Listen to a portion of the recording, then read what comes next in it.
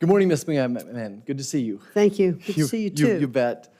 Ms. McMahon, when I speak to youth, I typically talk about the three pillars of my life: faith, family, and education.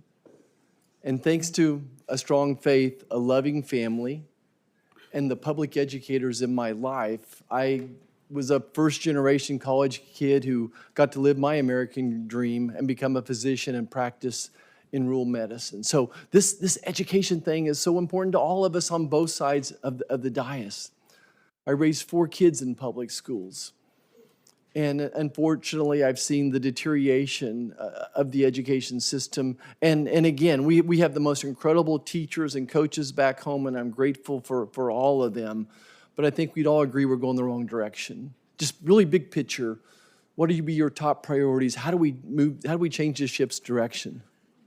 Well, certainly the President has given a very clear directive that he would like to look in totality at the Department of Education and believes that the bureaucracy of it should be closed, that we should return education to our states, that the best education is that closest to the kids, and that we should work with our local schools, with our superintendents, with our parents, to make sure that the education that our students are getting are the ones that is best for them. It's not one-size-fits-all education policy throughout the country. Governors have taken great strides in implementing school choice, making sure that schools have the funding that they need. And we've seen public education in those states actually improve. There have been studies to show that. And so I'm very hopeful that we will get back to the basics of education so that our children can read when they leave 3rd grade, and that 8th grade students can do math and read at proficiency. Today, only one third of high school students graduating can read proficiently. That means 2/3 can't. We are failing our students, our Department of Education, and what we are doing today is not working, and we need to change it. Thank you. Ms. McMahon, should biological boys, be allowed to compete against girls in sports? I do not believe that biological boys should be able to compete against girls in sports. And I think now that they certainly not only have the people spoken, because that was something that President Trump ran very hard on, but also the court has spoken. Ms. McMahon, I feel like there's that anti-Semitism has become endemic in our universities.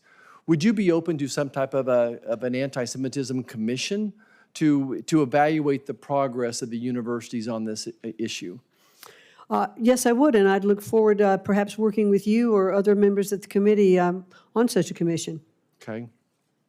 Let's talk about workforce Pell Grants for a second. I mean, we can't keep doing what we're doing. The average starting salary for graduates from our community colleges and technical colleges back home is higher than our 4-year universities, and their debt is close to zero, if not zero as well. What would you speak to what do you feel about more flexibility of Pell Grants? Well, I certainly would like to see workforce Pell Grants, and it goes through various stages of getting passed, but I definitely think that workforce Pell Grants are something that could stimulate our economy, provide opportunity for those who want to participate in skilled-based learning, to have the opportunity if we'd have short-term certificates of Pell Grants that would get those students into the workplace faster if they want to be electricians, HVAC developers. And apprenticeships as well? And apprenticeships and internships, all of that.